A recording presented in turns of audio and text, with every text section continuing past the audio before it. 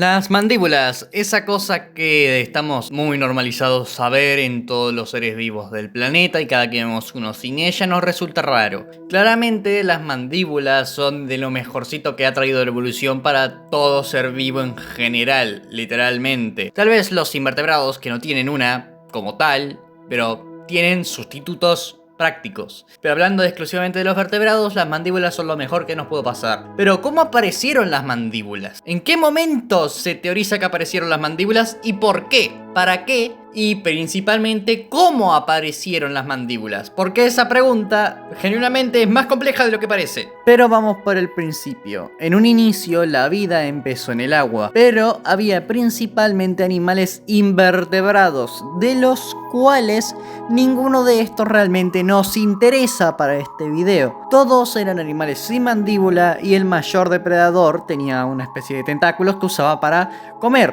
válgame. Pero no había ningún animal con mandíbula. Incluso el primer animal vertebrado no tenía mandíbula. Así que en todo el periodo cámbrico no hubo ni un maldito animal con mandíbula.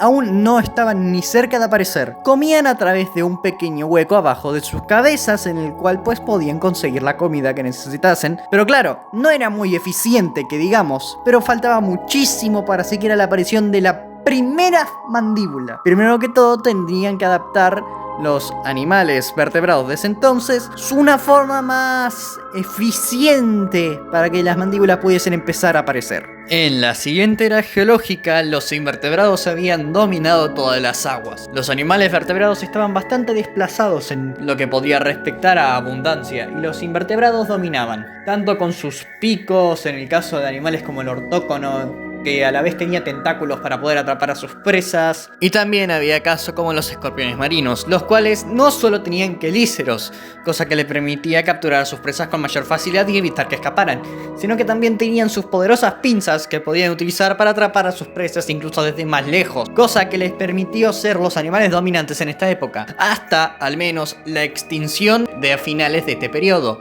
en la cual la mayoría de los invertebrados terminaron falleciendo debido a motivos adversos, los cuales creo que aún no están muy claros, aunque se teoriza que fue un enfriamiento global. Pero independientemente de esto, gracias a eso llegaron una era dorada de los vertebrados, en la cual, si bien aún no habían aparecido las mandíbulas, ya podíamos empezar a denotar que los invertebrados ya no estaban dominando y los vertebrados ahora tenían camino libre para expandirse y diversificarse, cosa que proporcionó una ventaja para estos y les abrió la ventana de las mandíbulas. Y es que vamos a hacer una pequeña trivia.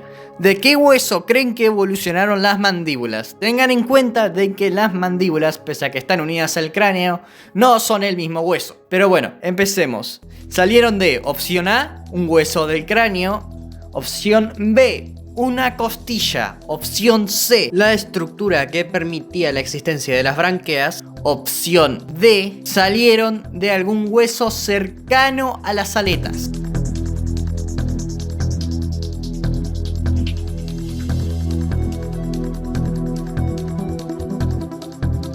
La respuesta correcta es la opción C. Se teoriza, o hay una teoría la cual dice que la mandíbula evolucionó desde arcos faríngeos, más específicamente el que está más cerca de la cara, el cual poco a poco, con el paso de los millones de años y de las generaciones, empezó a hacerse un poco más flexible, permitiendo un leve movimiento para cerrarse.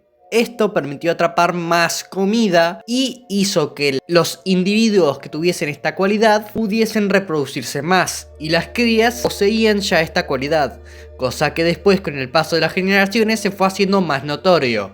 Y gracias a esto, poco a poco, se empezó a formar la primera mandíbula. Los primeros animales con mandíbulas fueron dos: los tiburones, peces cartilaginosos que son muy conocidos en la actualidad, grandes depredadores marinos y sin duda uno de los depredadores o géneros de depredadores más importantes de la Tierra. Y también otro grupo de peces que también desarrollaron las mandíbulas, pero que estos no existen en la actualidad, son los placodermos, grandes peces acorazados, algunos, que estaban cubiertos de hueso. Estos peces eran los reyes de los mares en ese entonces, y principalmente con el individuo más representativo o llamativo de esta especie, el Dunkleosteus. Gracias a estos animales que fueron los primeros en desarrollar mandíbula, pues poco a poco este rasgo se fue expandiendo a todas las demás especies, no necesariamente solo tiburones y placodermos. Con el paso del tiempo, la mandíbula siguió evolucionando para adaptarse a distintas cosas, como por ejemplo la dieta,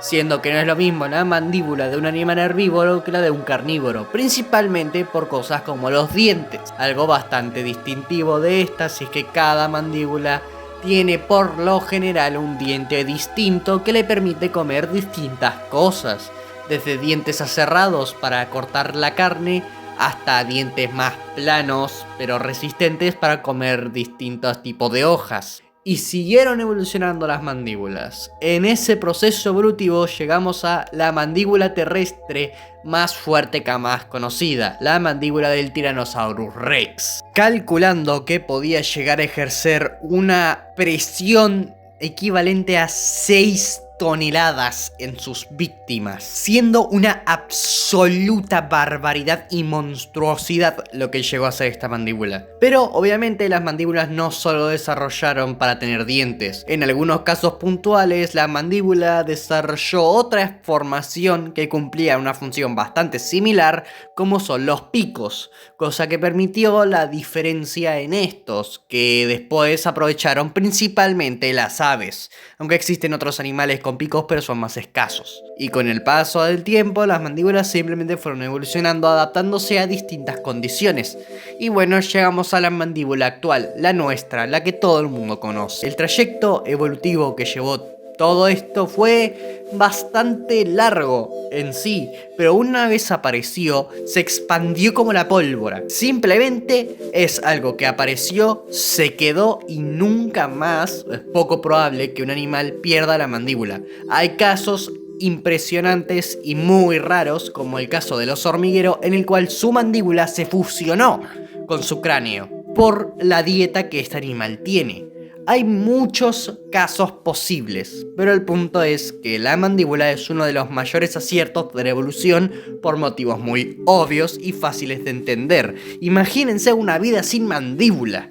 Tiene que ser muy complicado, principalmente para animales como nosotros. Pero bueno, espero les haya gustado este video, algo corto, pero bueno. Suscríbanse, denle like, comenten y compartan el video por favor. Y sin más que decir, nos vemos en la siguiente, amigos.